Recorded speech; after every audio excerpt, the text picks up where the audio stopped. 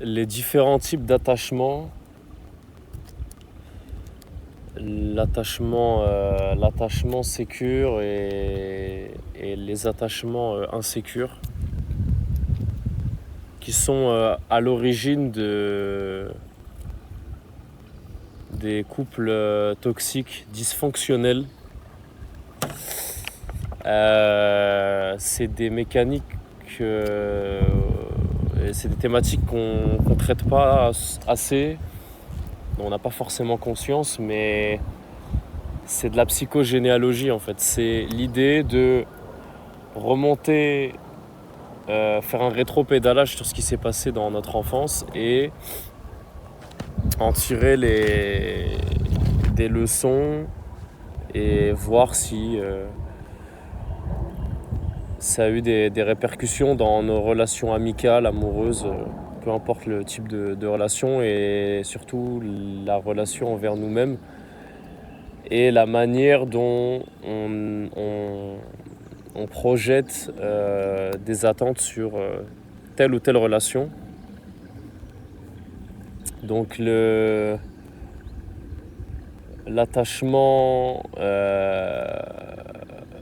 insécure, alors il y a évitant, il y a l'attachement évitant, l'attachement anxieux et l'attachement désorganisé. Donc l'attachement anxieux, ça va être, comme son nom l'indique, une personne qui va être très anxieuse. Donc dans son couple, c'est une personne qui va demander énormément, trop, qui va avoir des attentes irréalistes et qui va toujours être dans une optique qu'elle elle est en manque de quelque chose. On le développera après, mais là c'est vraiment un résumé. L'attachement anxieux, il est compliqué parce que souvent on s'en rend pas compte. Et l'origine de cet attachement anxieux, souvent, c'est un manque affectif. Donc c'est quand on a été petit, on a manqué d'affection ou on nous a pas compris. Les parents n'ont pas forcément compris l'enfant et des besoins spécifiques de sécurité, de reconnaissance, d'écoute, d'accompagnement vers ce qui est bon pour lui, ce qu'il aime, etc. Et ça n'a pas été fait. Et donc du coup, on projette ses propres insatisfactions sur la prochaine relation qu'on va entamer, qui est la relation de couple. Et même dans ces relations amicales. Ensuite, on a l'attachement évitant. Alors l'attachement évitant, c'est un autre type d'attachement insécure. C'est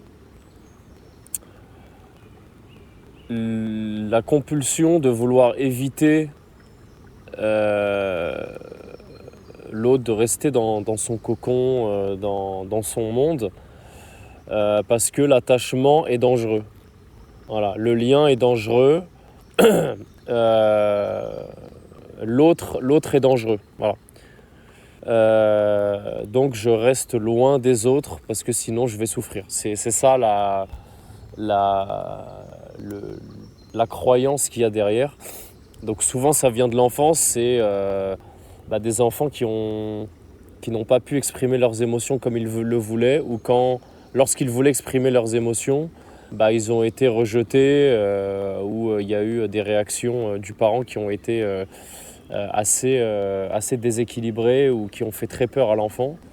Et donc du coup ça engramme, ça crée une mémoire archaïque c'est dangereux pour moi de montrer mes émotions, de montrer que voilà, je veux de l'affection, mais ça reste, il y a quand même des failles, quoi. C'est-à-dire que c'est pas je me mets dans ma bulle parce que j'ai besoin de ça, parce que j'ai besoin de me retrouver, parce que c'est mon besoin en tant qu'individu. C'est pas que ça, c'est aussi parce que j'ai peur de souffrir. L'attachement désorganisé, c'est les deux en même temps. Donc du coup, c'est quand on a été enfant, on a eu les deux. C'est-à-dire que on a dû s'adapter comme l'anxieux. L'anxieux, il a dû s'adapter parce que l'anxieux, il donne, il est altruiste. Parce que pour être aimé, il a dû faire ça. Il a dû se sacrifier et regarder le besoin de ses parents, sauver ses parents. Il a dû faire ça. Et donc, vu qu'il a survécu comme ça, il va faire la même chose. S'il n'a pas questionné ça, il va faire la même chose inconsciemment avec sa conjointe ou avec son conjoint. L'évitant, c'est... Donc, si la personne a un attachement désorganisé, elle a les deux. Donc, elle a dû s'adapter et sacrifier ses propres besoins et ne pas être authentique dans la relation pour avoir de l'amour et de la reconnaissance. Donc voilà, les trois types d'attachement, et je ferai en tout cas une vidéo à chaque fois sur chaque type d'attachement pour développer.